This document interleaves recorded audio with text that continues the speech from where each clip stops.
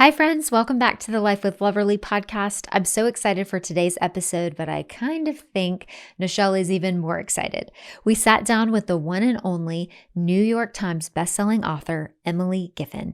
Emily has written some iconic books, including the Something Borrowed series, The Lies That Bind, and her most recent, The Summer Pact.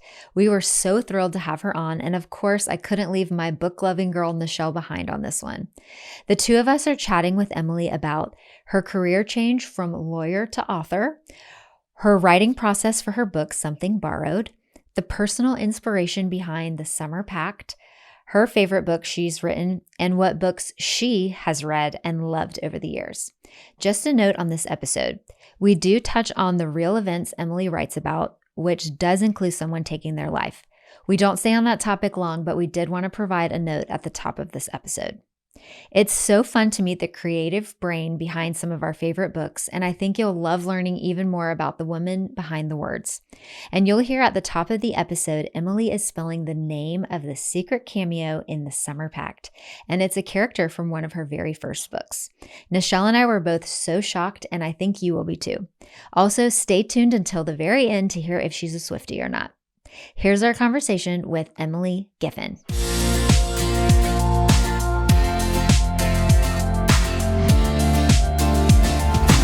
Hi, friends. Welcome back to today's episode of the Life with Loverly podcast. I have Nichelle sitting next to me, which is very exciting. You guys know her from the podcast.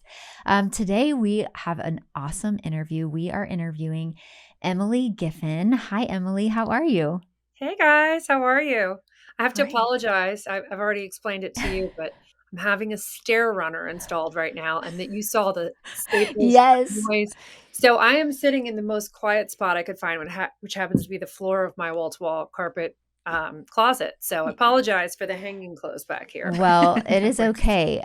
It's so funny. I've actually been on a few podcast interviews where people have sat in their closet because it's the best for sound. It is. You've got all this like natural soundboards with your clothes hanging up. So there it's you perfect. Go. I'm glad that worked out. It's a studio. Exactly. Okay. So you recently threw the first pitch at a Cardinals baseball game. How was that? Yeah, I didn't expect you to start there, but yeah, I know, right? love it.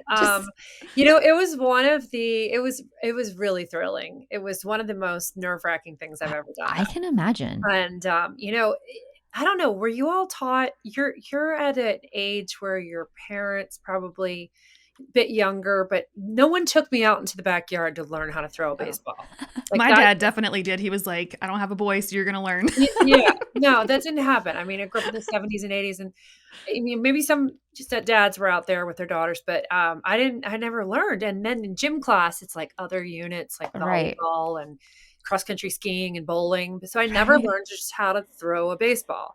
And so I had to go take lessons, and I went all the way in with it. And my daughter was like, I don't understand. Like, how do you not know how to throw a ball? And she was like, just pretend like you're throwing a tennis ball to Dolly, our golden retriever. And I was like, okay. And I threw it again, equally terribly. And she was like, I don't get it. So I took lessons. My twin sons, who were 20 and in college, took me out, and Harriet couldn't be bothered. My daughter couldn't be bothered.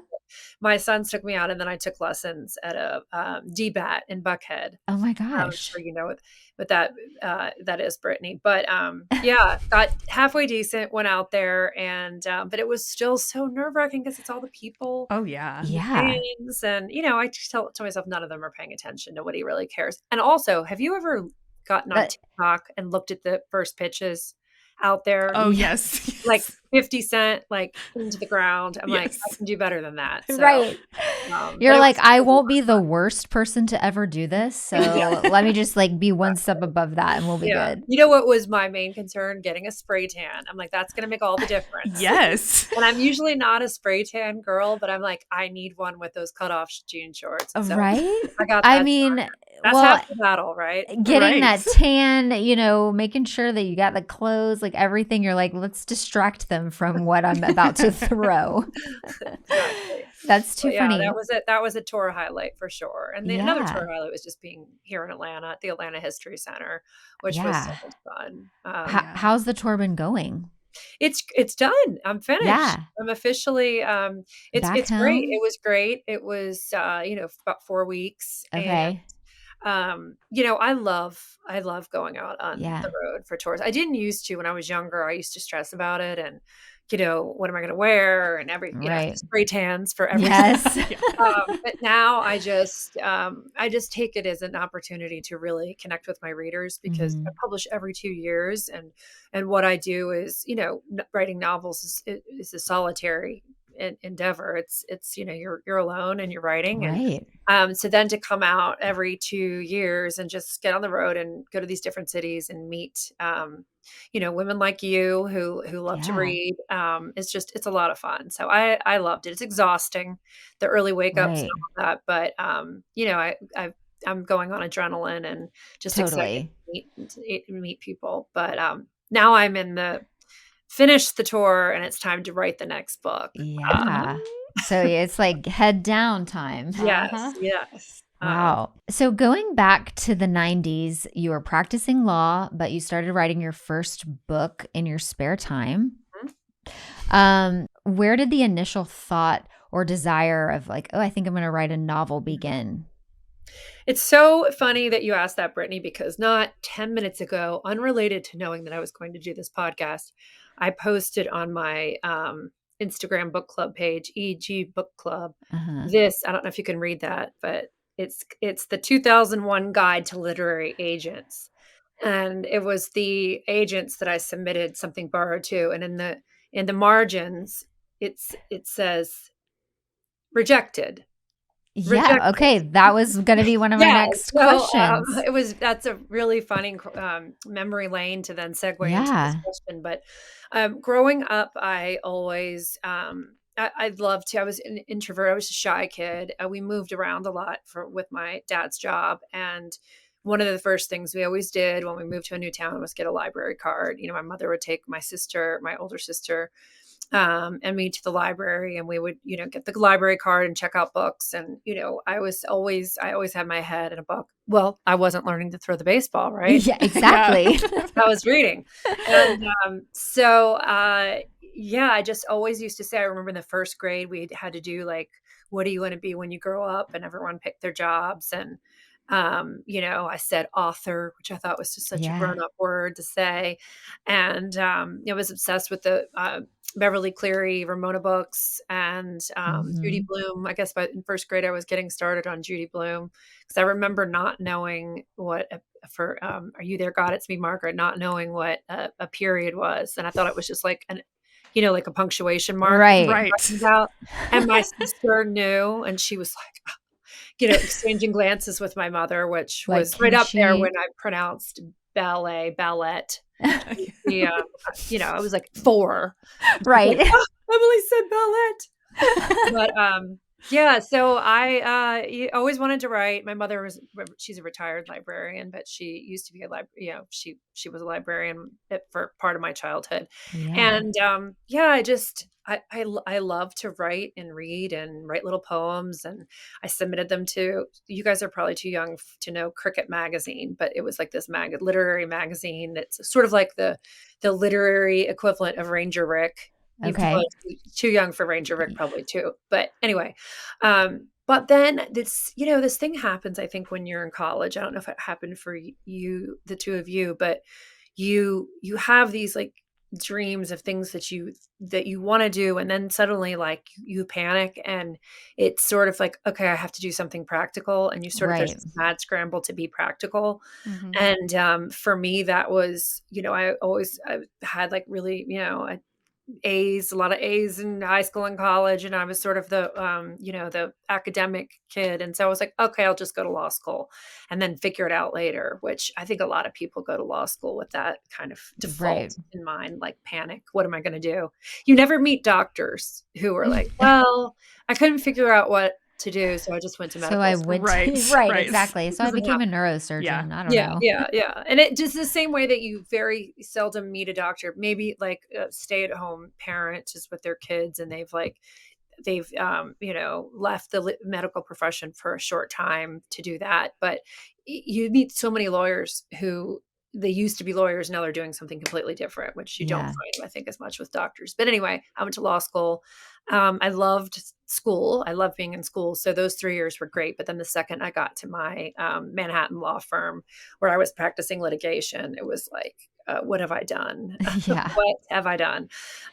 So I sort of established a plan to leave after I paid back my law school loans and try to write full time in some creative capacity. So um Yeah. How did you get the guts to do that? Like, I mean, because yeah. it feels like being a lawyer seems like Mhm. safe. And then you're like, well, let me try something else that, I Right. mean, Also, like, when do you find the time for that? Right, right. Well, I'm somewhat I sheepishly admit that I would write while I was at my law firm. yeah. It's like let's take a little break from this We're gonna document make and this work work. on Right. Yeah. too. But no, it did take me 5 years to write one book when I was practicing law, and I didn't have a family. I wasn't Mhm. married, and I didn't have children, and so I had the luxury of being able to sort of structure my free time the way that I wanted to.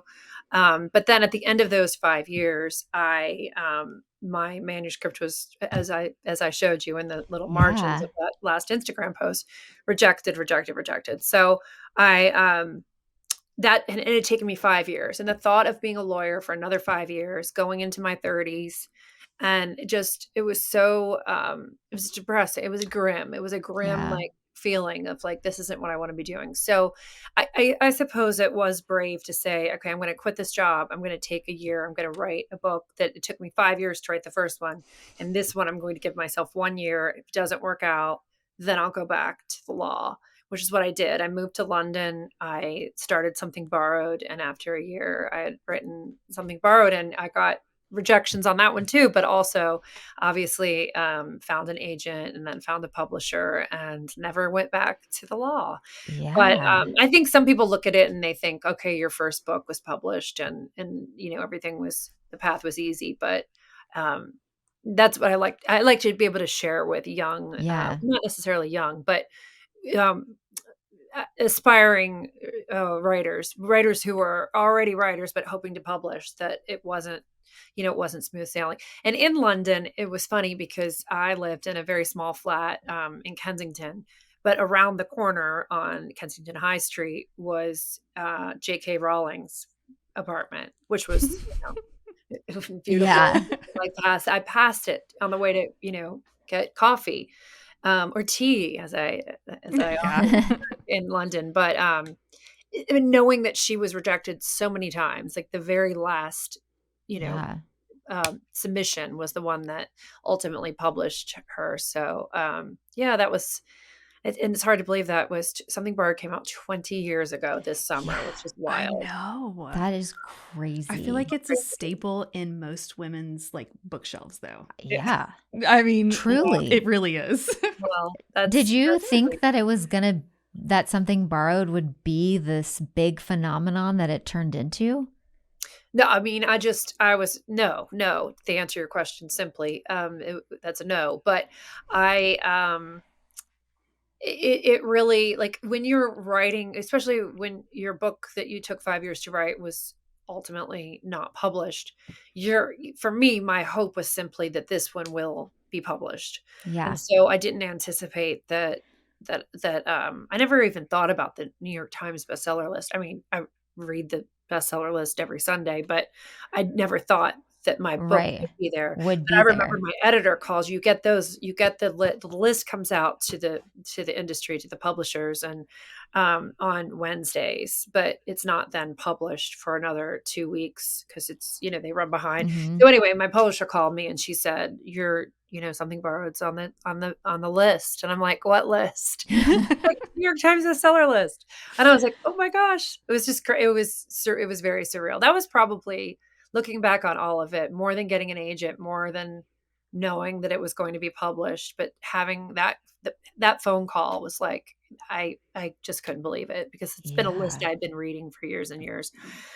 But anyway, Yeah, no, I didn't anticipate that it would be turned into a movie, I and there were know. lots of stops and starts there too, as there are with a lot of projects in this, book to screen, and same Right. with a lot with other books right now that I'm working on in production. It's just such a slow, halting, disappointing. You get so far, and then you know the drill. I'm Yeah, sure you've seen it with a lot of projects that you've been following, and it's like "No, totally. it's not happening." So Yeah. I always view it as like the cherry on the top of what I'm doing though. Like I don't put too much I don't think about pin too many hopes or think about what's happening on the West Yeah. Coast too much because, I have a book to write every 2 years. Right. So Exactly. true. Okay, Emily, tell us the process of when you begin to start to write a book. Do you usually have like a character in mind or a plot in mind? What is your process? So typically I start with a premise, like I'll take something borrowed as an example because everyone's had 20 years to read it if you haven't. Yes. Right. But it's, the premise would be what would happen if you fell in love with your best friend's fiance and, or best friend's boyfriend or best friend's husband or whatever. Like that's like a really intriguing premise, right? So Mhm. then I came up with characters. Okay, let's have them be friends. Let's have these two, well, the premise is means that they're friends, but what are these friends like? Did they grow up together? And when I developed the idea of Rachel and Darcy, I thought that in my mind, the only kind of a woman who would do that to her friend would be the Darcy doing it to Rachel. So Right. Rachel's in my mind, I started out Rachel was engaged and Darcy did this to her. And after writing it that way for a few months, the characters were developed, the Dex was developed, like not fully developed, but they were formed in my head. I realized that was not very interesting because you hate her at the outset. The book's in her voice. It's a predictable thing for her to do. And then Yeah. when I thought, what if I flipped this and had you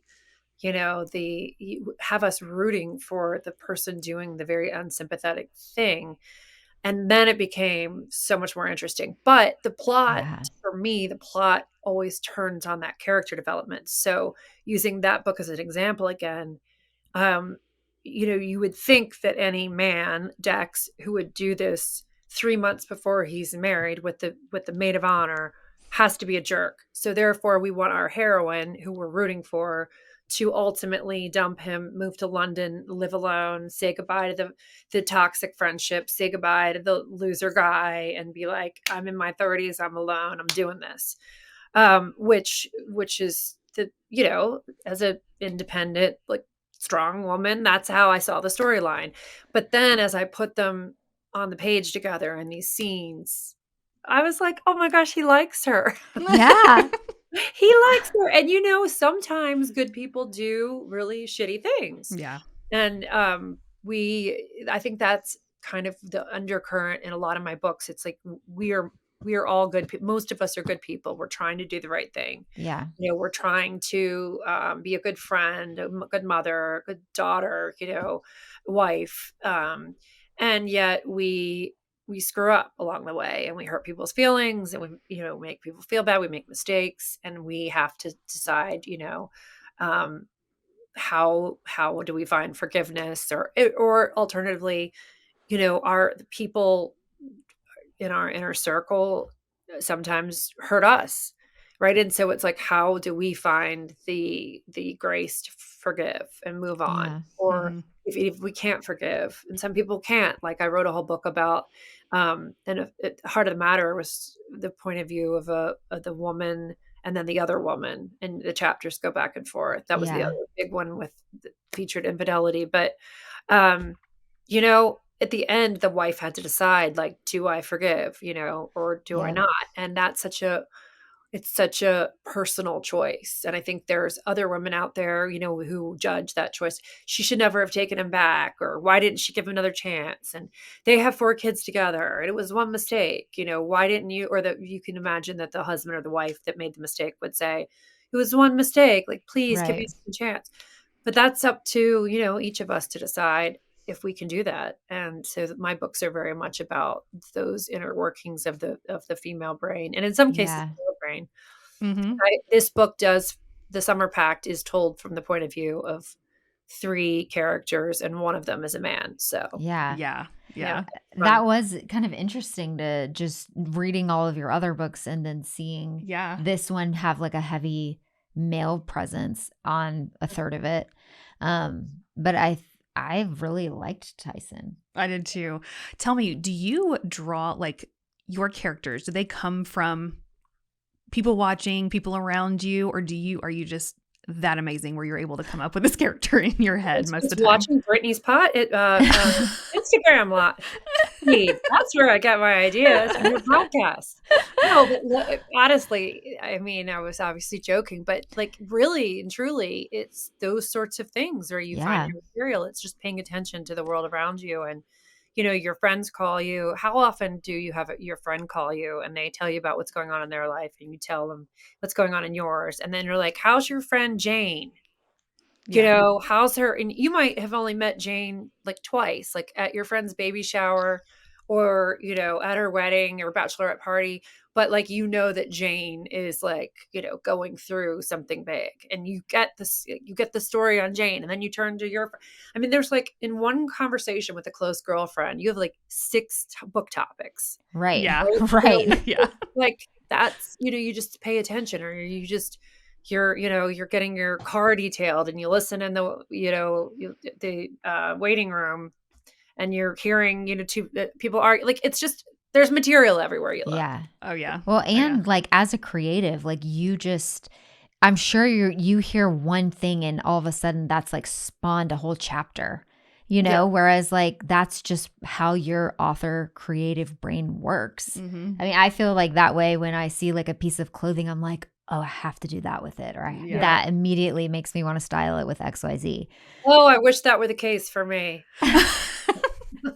It's so funny. I just did a podcast interview before this, and she said the same thing. She was like, I can't like pick out clothes to save my life. I wish I could do that. And I'm like, well, I wish I was as good as a chef as you Right. are. Like, I can't cook, and I can't write. Yeah, We all have different gifts. exactly. I do know at 52, I finally know, like I can guess exactly what's going to look good on me. I think that's one thing Yeah. that's nice about getting older. I'm like, I don't even try the things that You're I'm just so like- efficient when I actually Yeah. go to shop, because I'm like this, and it's almost like I can almost hit it like 100%. Yeah. What Yeah. I think is going to look good on me.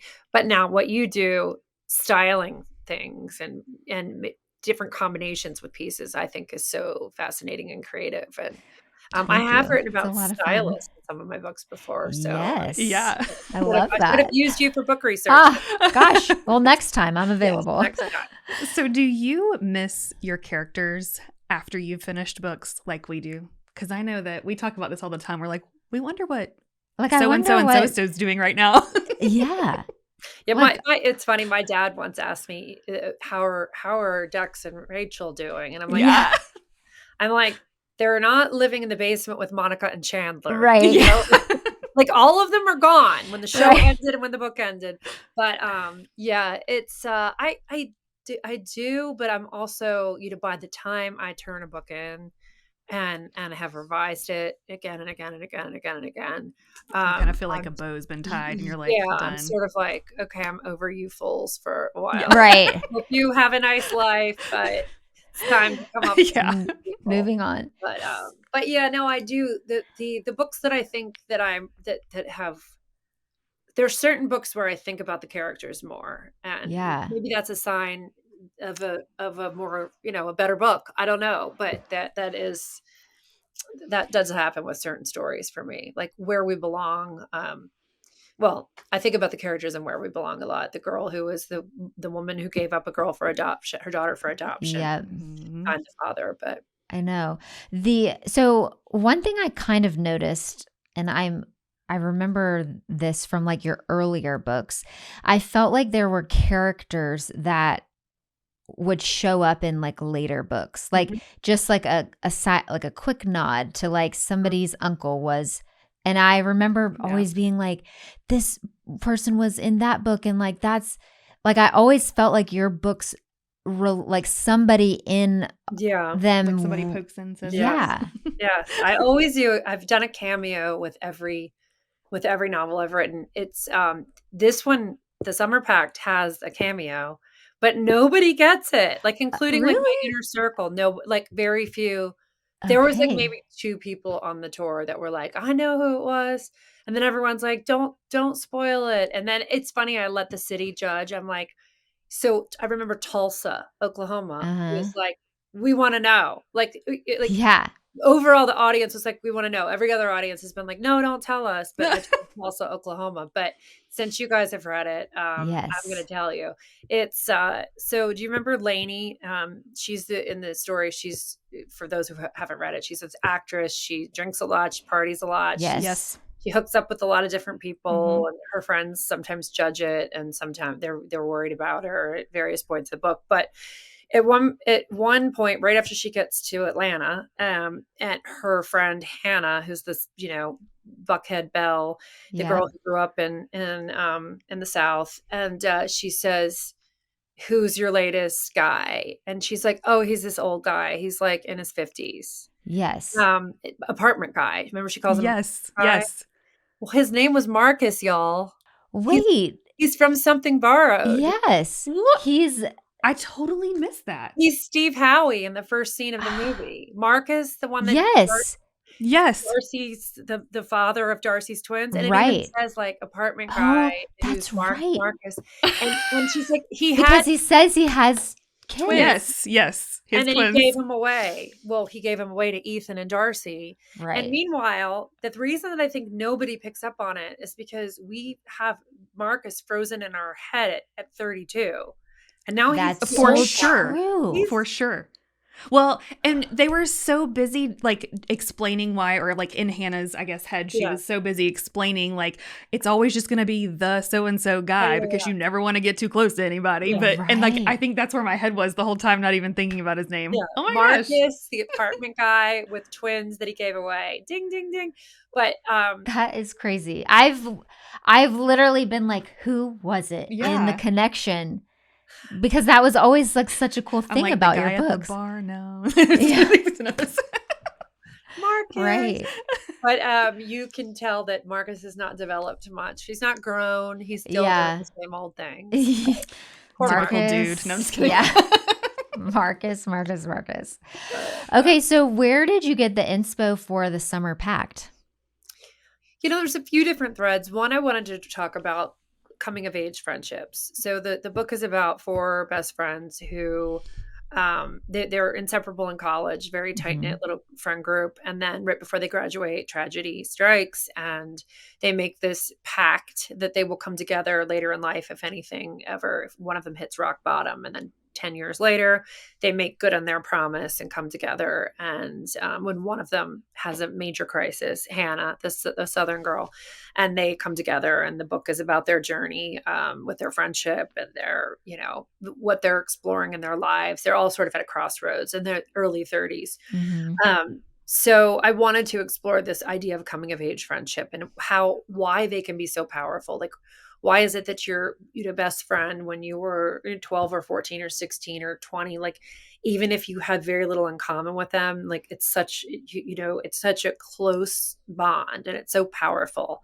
And Hannah in the prologue opines that it's like, who was with you when you lost your innocence? Like, who was with you when you went through something really big, whether it was your parents' divorce or, a traumatic, like, you lose your virginity in some traumatic way, like whatever. Right.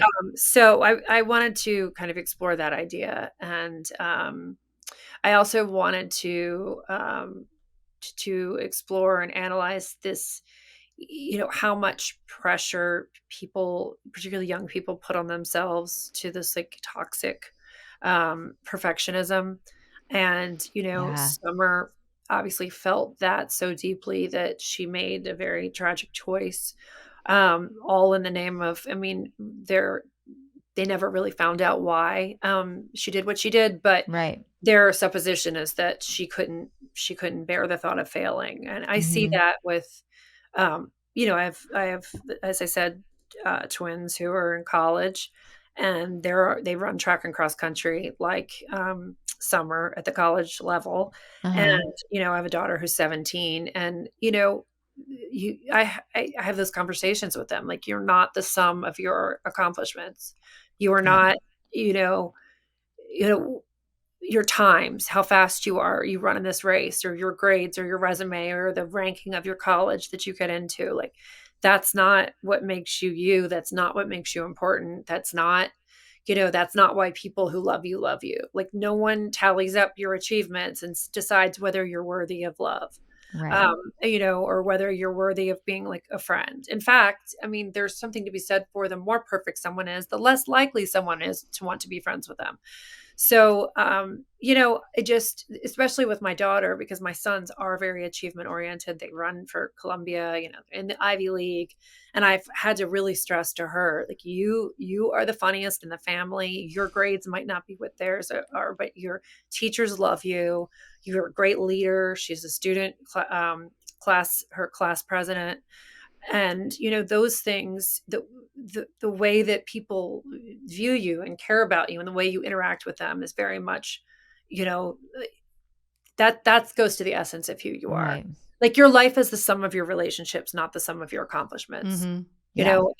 And like, you've built a wonderful platform, Brittany, and you have so many followers, and you're such a you're brilliant creative, and you have so much going for you in that vein. But if all of a sudden you were to lose 10,000 followers, like, for whatever reason, or your Instagram page got hacked and you lost Right. everything, like, it'd be devastating because you've worked really hard for it, but Right. that's not like who you are. Right. Exactly. Yeah, it's Yeah. just not. It's just what you're doing, which is important. So, I wanted to talk about that. And, Yeah. at the end of the book, when I had finished it, I wrote in my acknowledgments, like, a note to my readers, which I don't usually end with that. But I just sort of said something about, like, this is hard. This thing we got going here, this life is hard. It's Yeah. messy, it's complicated. It's filled with disappointments and grief and trauma. But we have to be there for each other, and we have to keep going. And I so feel like that, there was so much reality in the Yes. book. Like there's so many of the situations were just like what people really feel, Mm-hmm. or like the yeah, several situations, and just even the way that like Hannah's mom treated her and continued to treat her, and just like even Hannah like telling her boss, I need to leave to do this, and her boss just being like, I actually went through something similar, and like, Yeah. please take, yeah, so many different times I was like, this is what real people go through. yeah, And Tyson leaving law. yes. Yeah. I even thought from the very beginning, I mean, you hit us with that prologue and I was like, damn. That is so real though, because yeah, there are so, I mean, it's so sad, but that is a very real thing that happens, that you will lose somebody and never know. yeah, And you've yeah, got to figure yeah, out how to keep going. yeah. Yeah. Yeah. And it's, you'll notice it happened to the most.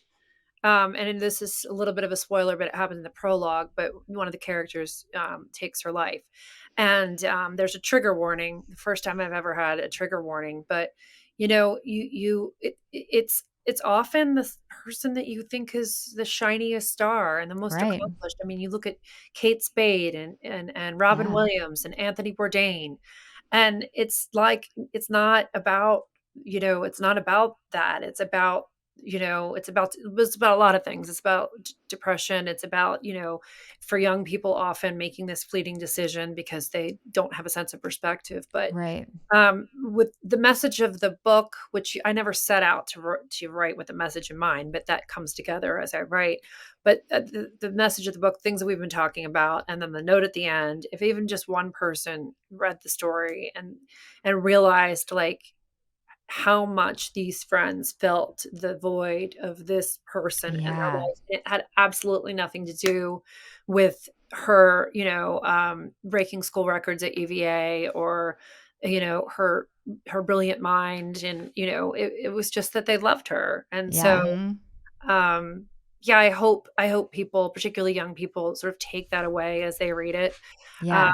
But to your point about finding relatable, scenarios and relatable characters, I mean, I think it goes back to that, like, like, life is really tough, Yeah. and we just have to, we have to support each other. Mm-hmm. Mm-hmm. Do you have someone in your life that has walked through many seasons of life with you, like the woman in the book?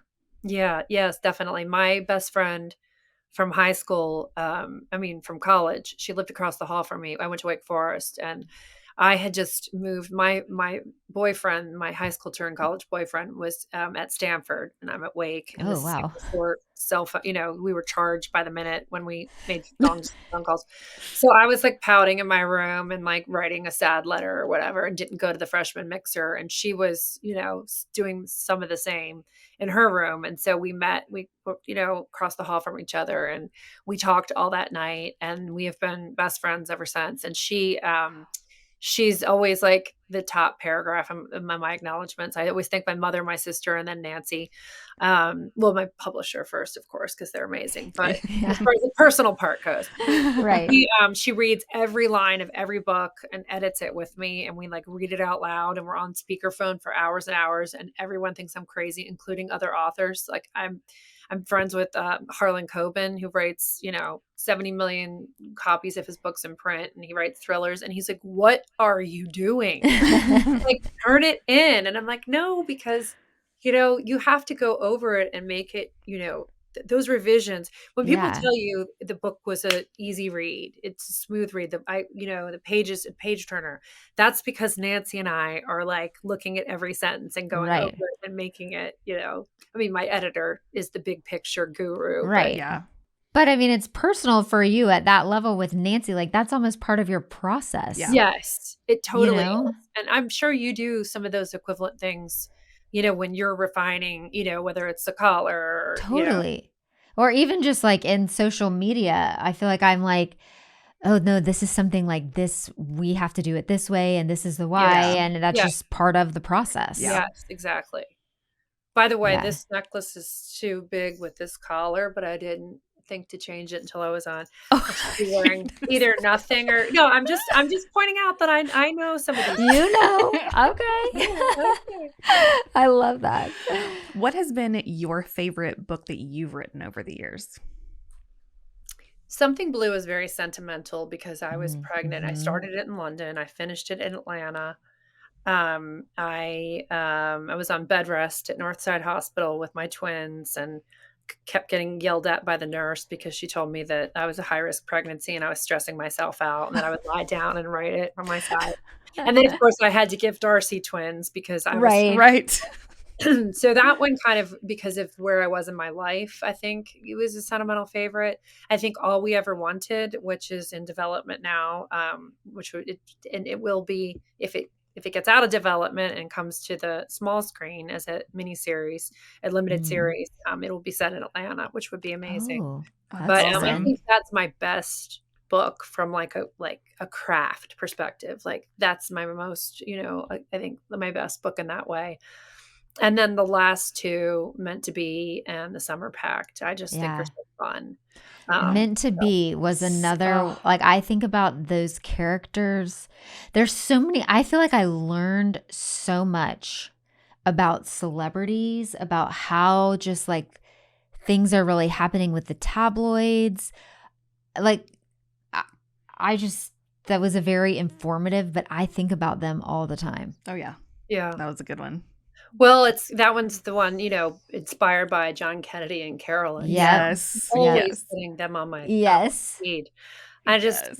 The what ifs there, just the tragedy and the what ifs. And yeah, just I wish we could have seen their family and I know. the baby names, and seen her, I Yeah. know. pregnancy style, and watch her, she'd be what, like almost 60 now, and just Yeah. watch her like evolve and just remain a fashion icon. And Man. Okay, Emily, what are the last few books that you've personally read? What kind of books do you like to read? Well, I love you mean my favorite authors, some of that? Sure. Yeah. Yeah. Yeah. Yeah, well, Lisa Barr's, Goddess of Warsaw, I'm reading now, and it's about this starlet actress who looks back over her life when she was actually, part of the resistance in Nazi Germany. And you just think of her, imagine if Marilyn Monroe had this, like, this underground story of, being part of a resistance to Hitler. Right.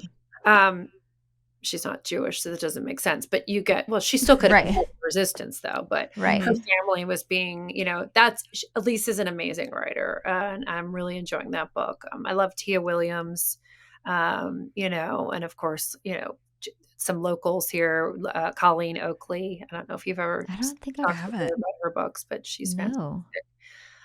But I like Crap. women's fiction. Mhm. That's the category they call us, which used to be like Mhm. sort of called chick lit. Now it's kind of women's fiction. But I like relationship driven stories Yeah. where, I even like the books where, Leanne Moriarty has a new one coming out soon. I cannot wait to read it. We have the same agent, and she wrote The Husband Secret and Big Little Lies. Mhm. Oh yeah. I heard it's her best. So, but I like Ooh. books that are the relationships are what make the book the most interesting. And Mhm. sometimes I don't really even care that much about plot. It's like you want it to be a little bit of a page turner, but I don't Right. need a big twist or mystery. I don't need a Gone Girl to be Right. Right. to be, and I love Gone Girl, but you know, Gone Girl didn't have a books where you don't really care about the characters. Like you want to see what happens, I but get that. you don't really care about them or Yeah. those books tend to be less interesting to me. Like I want to feel like invested in their lives Right. Yeah. I and agree not with that. just like what's going to happen. And Yeah. those books are great. Those books are great for like airplanes and like, when you just sort of want to like Do Girl something, on but the you don't Train. care. That one Yes. too was like such a great book, but like I didn't like those people, Yeah. Right. Yeah. at all. It kept me Really. engaged, but I Yeah, was like, "Ugh, yeah, this is Yeah. like icky." That yeah, like they were icky a yeah, little. yes, yes. Absolutely. What's the one book that you wish that you could read for the first time again? Oh my goodness. These questions are always so hard because there's so I many. know. There are. Um, one book that I've read, it's a depressing book to have read so many times, but she's just such an I love the way she writes is Alice Sebold, Lovely Bones, which is Yeah. like the most Mhm. depressing book, but it's so well written. I hate giving Yeah. that as an example. A Child Murder is my book that I wish I could reread for the first time. Um, Well, I think it's like I think of it's more about like the emotions that you feel I and the agree. way like, I mean, sometimes I want to go back to Well, yeah, feeling those for the first time again. it's like the concept of whenever you say it was so heartbreaking, you have to read it. Like it's yes. just Oh, you you were know what? so This is invested in this it. is a tragic one too, but Me Before You, Jojo Moyes. Like Mm. that Okay. book, when she falls in love with Yes. the quadriplegic. Did you read that? Yes. I haven't read that yet. Oh Really? my I god. know. I know that's so silly. I'm sitting Okay. here going, how have I not read that yet? No, that makes me okay, Yes. this That definitionally is the Okay. question the fact that I was like, "Oh my gosh, I'm so jealous of you," means that that's my There you You go. need That's it. to That's it. yeah, it's put so that good. on your TBR. Yeah. Okay. But it's a Done. trilogy. Okay. I love So those it's you'll yeah, because the you'll story start can continue a little bit. yeah, I yeah. appreciate that. I It's really know. good. Me Before You. I always like, okay, when do you ever like, I mean, I know Something Borrowed and then Something Blue came, but like when you're starting a book, are you thinking about like, could this be a series or does that come later? I don't really do that, which is, I probably should because it's strategic to think about that because then you end up selling more books and Yeah. blah blah blah blah. But I don't really think about that. I don't think about Yeah. casting either, which people are always like, who do you picture as these characters? And I just picture them in my mind as like Yeah. who they are. But I love hearing from people who have read them what their casting would be. So Yeah. yeah, let me Yeah. know your ideas there. Huh. Ooh, I'm Love gonna it. think about that Yeah. for the Summer Pact. Or just like, I think I it's kind of know. an interesting thing to think about is who they would be. I Because in know. my mind, now I'm like, who would that person be in real life? I feel like when I read The Lies That Bind, I thought immediately of two people. I love The I Lies can't That remember now, Bind. though. I'll have to let you know That is such a good because book it's been a too. minute since I've You read that look book. like you could be, you could play Cecily or, um, Cecily. yeah, or From Liza Fine. Yeah. yes. Yeah, you look like Me? Cecily. Yeah. Oh, Yeah, you could be a Cecily or a Shay from The One and Only. Ugh, You yeah. could gosh, be, yeah, another yeah. man. I need to like go back and read some of these, I know. like Some of these the books in have. between books that you wrote. I need to go back and read. Well, I those don't ones think I again. realized how long ago I read these books of yours. Agree. I was like, wow. Well, I'm and trying I listen to a lot of books on Audible now. And so I feel like I would have a different experience listening to them than like I've already read them, but now listening, I wonder how like, because it'll happen probably faster because I can listen to an Yeah. Audible Yeah. a lot faster than I can read. But You I know, I've always just never like listened wonder. to an Audible. You haven't? No, my Really? mother listens to them all the time, and she's always like, "This," and she has authors that she prefers in Audible For version. sure. Yes. Yeah. Well, there's like the The narrators. narrators too. Like Yeah. there's a few guys that I'm like, oh, this if he's reading it, it's gonna be like this type of Yeah. spice. Yeah. If honestly. Yeah. You have to DM me later and tell me the narrators that you like, the books that I you've loved. will. Oh, So Okay. that girl, I can, got you. I got okay. you. So I I can got you. listen to a few because I think, I mean, you know, I love turning the pages and actually reading a physical book, but there are times when, you know, when you're walking or you're, you know, driving or Yes. whatever, Yes. that I would love to get on board with that about 10 years after everyone else has. That's okay. It's a Which whole is new usually the way I experience. am. Buckle up. Yeah. I'm a late adopter. There's like one book I read that I like wasn't even crazy about the storyline. I mean, it was interesting and it was kind of just like chick flicky, but the narrators made it like I remember telling you like you have to listen to it. Like don't read it, listen to it because of how into it these narrators were, which I'm like that is a huge deal for an author to like Yeah. know who these narrators are going to like really take this book and get into people's feels like that. Something new that I've actually come across, a couple of authors have read their own book. Yes. And I have to tell you, I was impressed because they know where the emotion goes. Yeah. And yeah. I feel like it got me like, do you remember who that was? Carly Fortune Oh yeah. and oh yeah, she read Meet Me at the Lake. yeah. And She's great. every summer she is. I've never met her, but we have the same Canadian publisher, and I was like, I want to have an event for you in Atlanta and be your moderator, and so we're going to try to get her down to Atlanta. Oh, that would be so Okay, well, fun. We'll come. Yeah, we'll be there. We need that. Yeah, man. I know. I feel like there's that Audible seems like now there's like a whole second like level of just like instead of just like reading and being in your feels, you're like another sense is being tapped into with like hearing it read to you. It's like a story being told that you're like, I almost think I like keep some of the memories even like more deeply because it was told to me. That's interesting. Yeah. Yeah. No, I don't know. I can't believe it's 2024. I And know. just saying that I'm going to do this. It's like so. Honestly, I only started Audible like maybe 2 years ago, like a year and a half, 2 years ago. Yeah. I mean, I was Okay. very new to it compared to like Well, give me your everyone. suggestions. Okay, Absolutely. We'll And I'll send you a post them. list. I'll post them. Either you post them or I'll post them for everyone. Perfect. I love that. Yeah, or we'll both post them. Exactly. We'll share Yeah, all the we'll shares. repost and then repost. Okay, so I would love to ask you a few more like personal mom or like family life questions.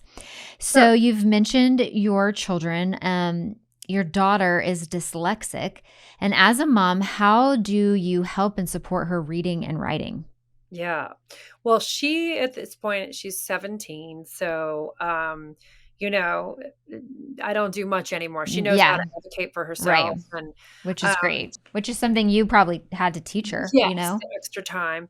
But I would say, very early on, well, you just have to celebrate how different minds work. Yeah. And she has such different gifts than my boys, who are sort of more, they just are, academics just come, very Yeah. easy to them.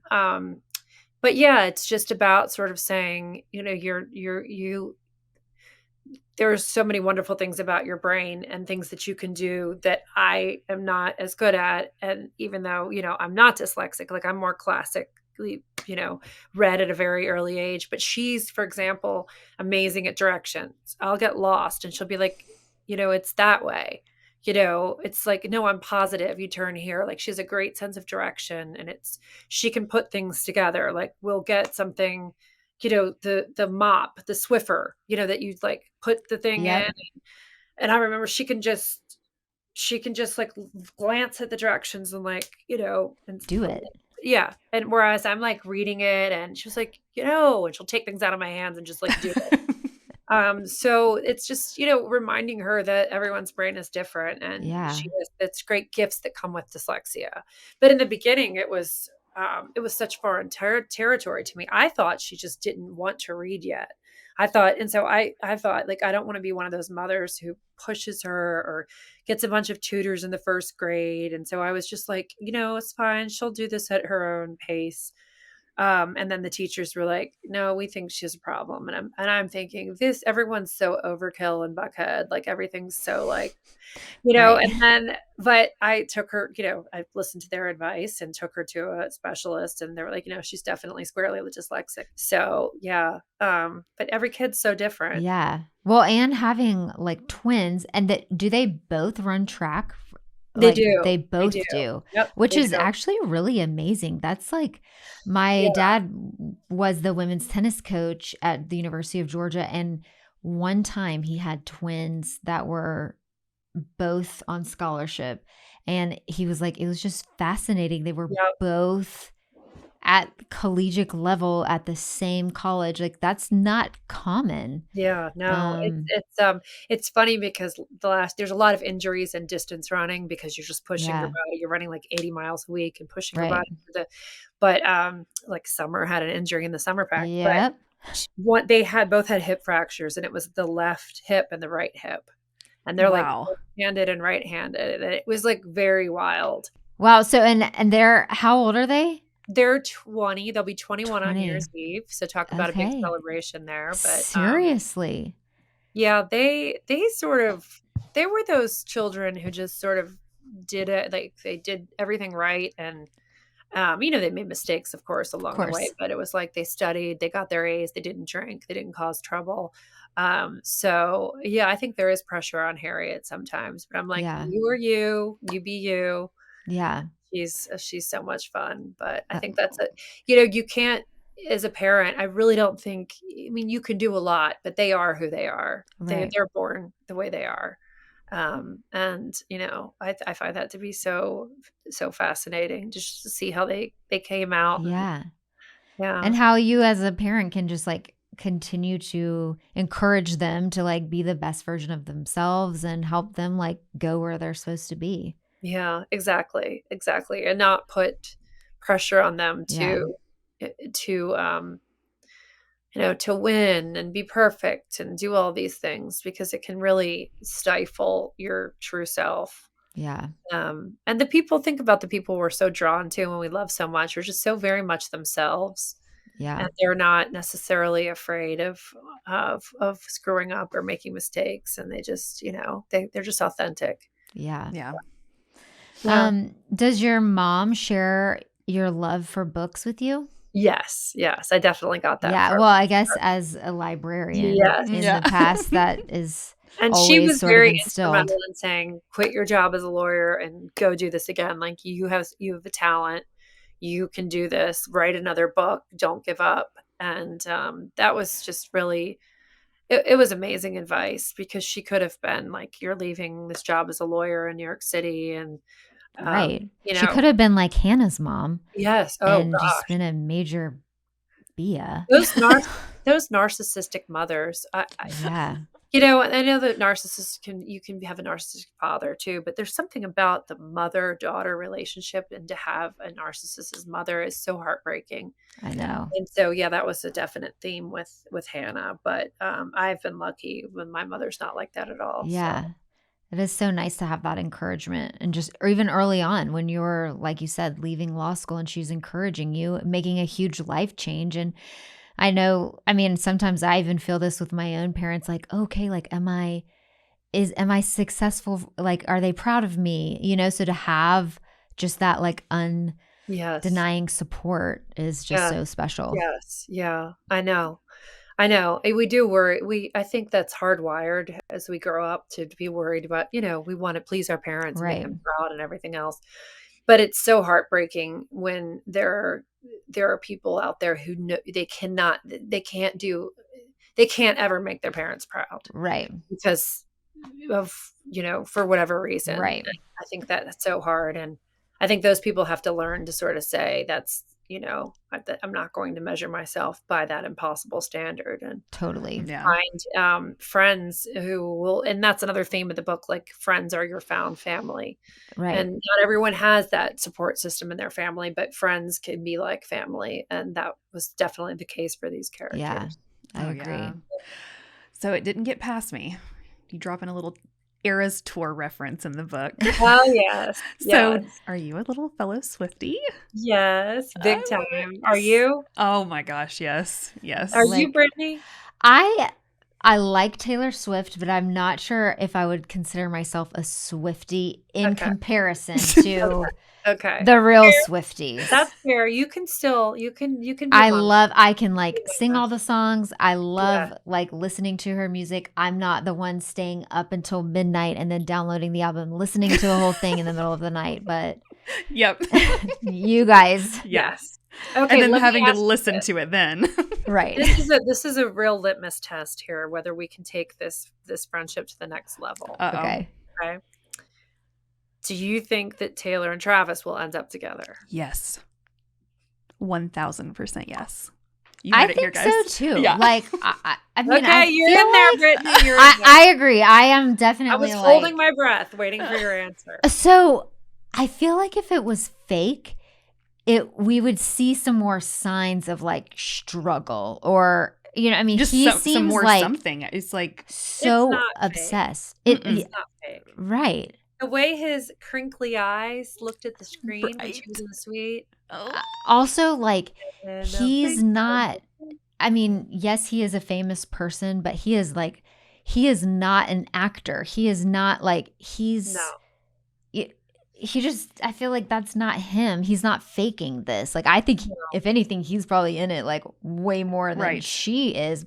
I don't, I mean, No, it's equal. No. I hope it's equal. I hope that they It's love equal. forever, The way the most healthy relationships are, it's equal. yeah. yes, And I think that's what they I have wish very for them. similar parents and upbringings, and the fact that she's from Pennsylvania, and Jason's wife is from Pennsylvania, within Yeah. 100 miles of each other. The whole thing, it's just like so perfect, Oh, yeah. and they are going to be together. Oh, yeah. I know. I think if anything, I'm kind of ready for football season I to start know. back so we can like see her some more. Yeah. I know. Like, No. I feel like last football season when everything was about like, is Taylor Swift going to be there? Like, I was so excited to watch. I'm like asking Chris, I'm like, are the Chiefs playing tonight? Like, ooh, could we like, do you think Taylor will be there? Right. Or even just like scrolling afterwards on, Instagram or Twitter and like seeing all the posts and like, oh, this is what she was wearing and the behind the scenes and her walking in. It definitely like sucks you in. It's so funny because in the fashion world, like, this is a big deal this time of year. Like, fashion brands are trying to push collegiate, like, and like NFL, like, sportswear because she made it big. Right. Don't you love that? I love it so much. I know. I love it so much too. I have gone so far as with a couple friends that are obsessed as well to like look at the two calendars. Like, okay, Yes. where is she? Like even this summer, I'm like, well, if they're gonna get married this summer, it's gonna have to be these 3 days. Right. Right. The only time when, and then training camp starts, and then this and then that. But I think that they're already engaged. Yeah, I Something. wouldn't be surprised if Yeah, there's that's funny. Our little TikTok friends have really helped us out with all the sleuthing because there was like a Yeah. ring by accident one day. Like, I think so Yeah. too. I Yeah, agree. you gotta send me this stuff as you find Yeah. Oh, get ready. Get ready. Michelle will be like, I'm here, pretty here, deep here. in, but there's things that, your algorithm will just miss certain things. Oh Right. yeah. I need to get on that, but Yeah. They keep me updated. Some of the yeah. other girls in the office, I'm like, okay, just give me the like quick gist. We're over there kicking our feet. We're like, look. It's so great. It's so funny. Okay, Yeah. well, I have one more question, then we're going to wrap up. I really appreciate Yeah. your time again today. But one question that I ask all of my guests on the podcast is what is an act of kindness someone has extended to you that has had a lasting impact on your life? Well, one thing I would say is sometimes the acts of kindness that are just so small can be as meaningful as the ones that have the lasting impact on your Yeah, life. And so sometimes I think it's really important to just look around for those little small ways that you can. totally. Um, but I do remember, well, as I mentioned earlier, I moved around a lot Hmm. growing up, and I moved the summer before the ninth grade to high school in Chicago. And so that creates the situation where three junior highs or three middle schools matriculate into one high school. And so every middle school assumes that you're like a loser from the other middle school with no friends. You know how that Right, works. So right. I remember it was just a few days I just ate alone, and I asked this girl named Dana if I could eat with her, and she said these seats are all saved. Everyone has that nightmare story, Hmm. Oh right? yeah. But Right. then I had this boy who sort of like rescued me and recognized that I was new and invited me to sit at his table. Um, I don't know that that had a lasting impact on my life, but maybe it did. Yeah, Maybe it changed the course of my high school, which then changes your course of your college, which then changes the course of it's hard to say how those things can have such a big impact. Hmm. yeah, And that's one of the reasons I love what I do, because I feel like my books can, you know, impact people in ways that like I might not be able to do myself. totally. So yeah, I don't know if that's what you were looking Yeah. for. No, I I love love that. that. I think It's it's it's, it's, just, it's all about those little daily interactions. yeah, I Well, and the agree. fact that you remember that, I think that speaks Yeah, volumes, you know? Right. yeah. I love He's that. he is a good guy. Does it speak volumes that I remember the girl who wasn't nice though? I mean, yes. Uh, Yes, 'cause I I have a petty side too. I have a few of those names in Yes. my head too, where I'm like, Same. mm-hmm. She turned out to be fine though. Yeah. Well, But Emily, this has been so much fun. It's been so nice just chatting with you and talking about where some in my of these closet. books. I love it. Yes. It feels very fitting though. You're talking Yeah, with yeah, somebody who is Yeah. very into fashion. You're sitting in your closet. I yeah. love it.